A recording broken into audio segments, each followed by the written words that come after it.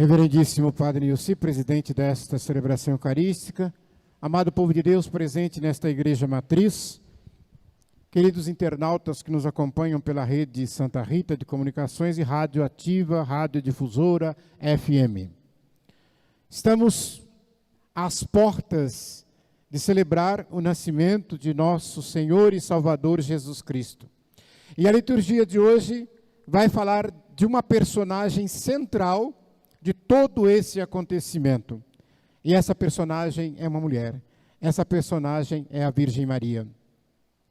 E ela vai nos trazer o modelo que Deus espera de cada um de nós. Então nós podemos dizer que não importa o sofrimento, não importa a dor, nós precisamos lembrar que para sermos formados, para termos a forma de Cristo, na forma de Cristo, isso às vezes dói. Se nós olharmos, quando a gente vai formar alguma coisa, se é menor a gente tem que espichar para encher. Se é maior a gente tem que cortar para caber. Isso dói. O ferro é forjado no fogo e depois de passar pelo fogo, a marreta. Então, ou seja, nós também somos forjados na dor, às vezes no sofrimento, para que possamos amolecer os nossos corações. E assim como a liturgia nos mostra hoje, como Ana e como Maria, cantar também o nosso hino de louvor ao Senhor, o nosso hino a Deus. E gratidão, então, se torna nesta liturgia a palavra de ordem. Ana foi grata a Deus, Maria foi grata a Deus, abriu o seu coração para a ação do Espírito Santo, e é por isso que, inspiradas por Deus, cantaram este belo cântico. Então nós podemos dizer que ser grato a Deus é o que nós deveríamos fazer todos os dias da nossa vida. Não por obrigação, não por imposição, mas como um gesto que brota de um coração agradecido. O ser humano, quando faz algo e que fica esperando por gratidão, nós humanos somos assim. A gente espera uma recompensa, a gente espera um obrigado, a gente espera até mesmo a pessoa coloca Deus lhe pague. Mas Deus não. Quando Deus faz alguma coisa para nós, Ele não está esperando a nossa gratidão para poder continuar fazendo o bem. Até porque se fosse assim, Ele já teria parado de fazer muita coisa. Mas Ele simplesmente faz o bem porque é da natureza de Deus fazer o bem. É da sua natureza. Então a gente diz assim, a pessoa que é vaidosa, que é soberba, ela não consegue ser grata. Por esse motivo, Deus sempre usou dos humildes. Pense nisso quando achar que Deus faz escolhas erradas. Porque os escolhidos de Deus, às vezes, não têm fama, não têm dinheiro, não têm diploma. Mas certamente, se fôssemos nós que fôssemos escolher, as nossas escolhas seriam diferentes das escolhas de Deus. Imaginem se você fosse Deus e tivesse que enviar um anjo à terra para escolher, para anunciar aquela que seria a mãe do Salvador. Com certeza, graças a Deus, não fomos nós que escolhemos. Porque eu acho que se fôssemos nós não escolheríamos Maria. Porque a gente ia pensar, pobrezinha, muito novinha, não tem experiência de vida para ser a mãe do Senhor. Tem que ser alguém rico, tem que ser alguém bonito, tem que ser alguém com experiência, tem que ser alguém famoso, tem que ser alguém de uma estirpe de reis e rainhas. Porque o humano faz a gente ser assim. Eu costumo dizer que nas escolhas de Deus, nós não teríamos escolhido nenhum dos 12 apóstolos. Nas escolhas de Deus, aliás, a nossa patrona, pela escolha humana, não teria sido freira, porque elas não queriam deixá-la entrar no convento. Mas a escolha de Deus, pela escolha de Deus, ela entrou. Então, quando nós vemos no livro de Samuel, Ana dizer, eu vim aqui trazer esse menino que eu pedi aqui no templo. E quando ela foi pedir no templo, o livro de Samuel diz assim, que o Eli, que era o sacerdote, olhava e falava assim, essa mulher está bêbada. De tanto que ela chorava e que ela pedia ao Senhor, que ela queria ter um filho, e que aquele filho seria consagrado ao Senhor.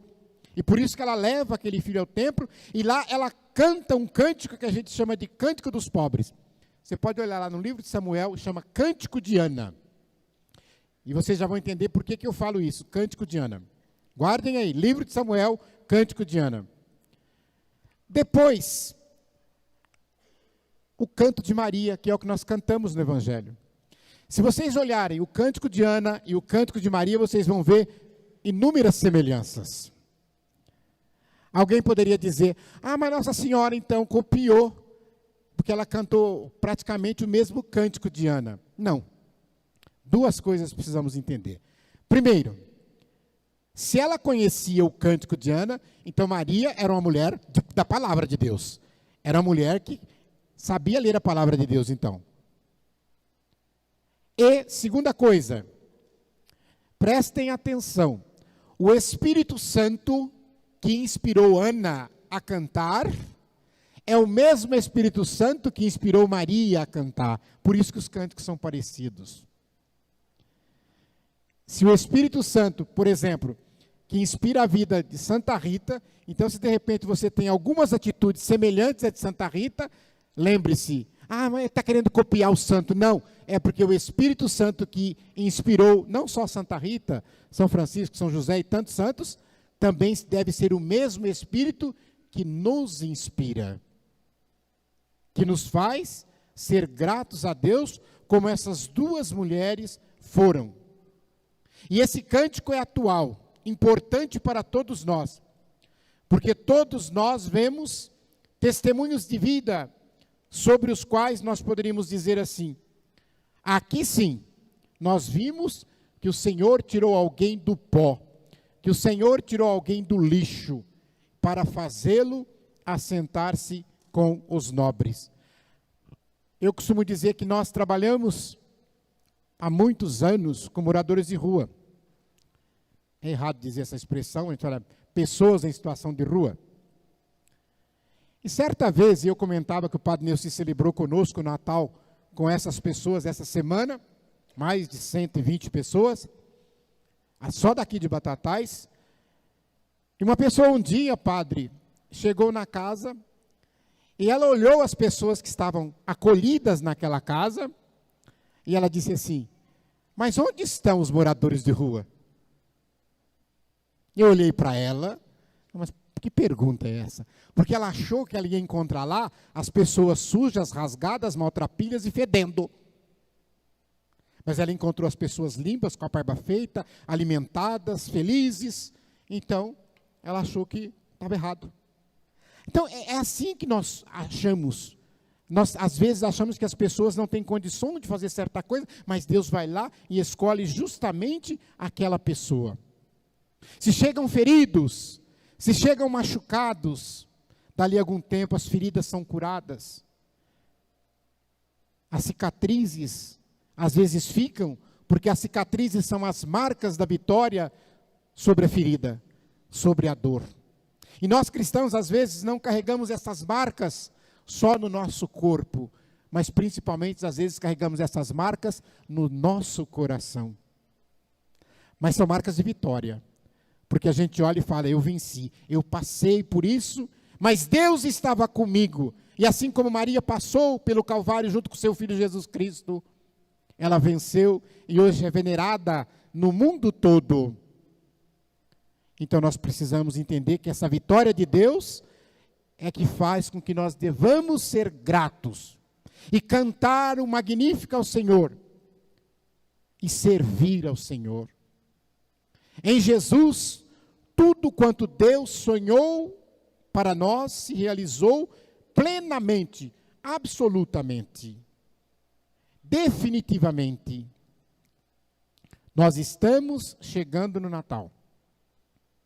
E nele nós não devemos apenas imaginar o aniversário de Jesus, pois embora a gente saiba o lugar que ele nasceu, a gente não sabe a data correta. Então a igreja definiu que celebraríamos nesta data de 24 para 25 de dezembro. E hoje então o mundo inteiro se celebra. E eu costumo dizer assim: mesmo aqueles que não são cristãos, mesmo aqueles que não são cristãos católicos.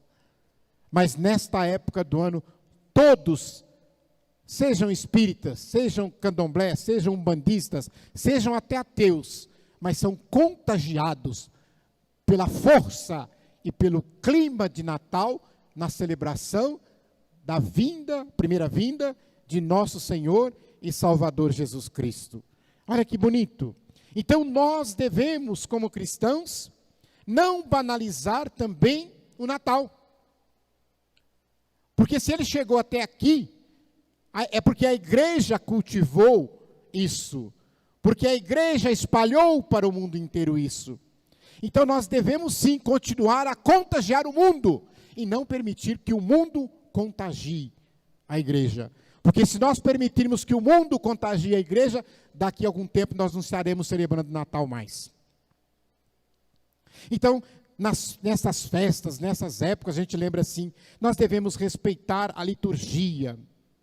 Eu costumo dizer assim, vamos cantar as músicas da igreja, mas não vamos cantar as músicas do mundo na liturgia da igreja, porque aí nós estaríamos fazendo confusão, né? Senão, de repente, tem lugar aí que eu já vi, o Padre Neuci muito mais que eu deve ter visto, é cantar pique-pique, né? Bola, sei lá como é que fala, né? É pique para Jesus? Não é isso. Nós devemos celebrar esse nascimento dentro do nosso coração. Porque o Natal não é apenas um dia da liturgia, mas é um tempo nas nossas vidas. Nunca mais Deus sem nós, e nunca mais nós sem Deus. Então eu quero partilhar um post que vi interessante com vocês para encerrar essa nossa reflexão, que ele diz assim: neste Natal, não se preocupe em comprar presentes, mas se preocupe em ser você o presente. Neste Natal, não embrulhe pessoas. Aliás, não embrulhe presentes, mas embrulhe pessoas com abraços. Neste Natal, não envie cartões virtuais ou de papel. Envie paz e alegria com a tua presença cristã. Não se preocupe em comprar comida, mas se preocupe em dar comida. Não se preocupe em comprar roupas, mas se preocupe em doar aquelas que você não usa há muito tempo. Não se preocupe em ver luzes de Natal, mas se preocupe em ser luz para os irmãos. Por fim, lembre-se de todas as dificuldades, de sofrimentos que você passou neste ano que está para se encerrar. E que você tenha um coração cheio de gratidão para cantar como Maria cantou.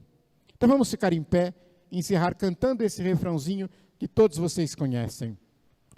O Senhor fez em mim maravilhas, santo é o seu nome. Todos. O Senhor fez em mim maravilhas, santo é o seu nome.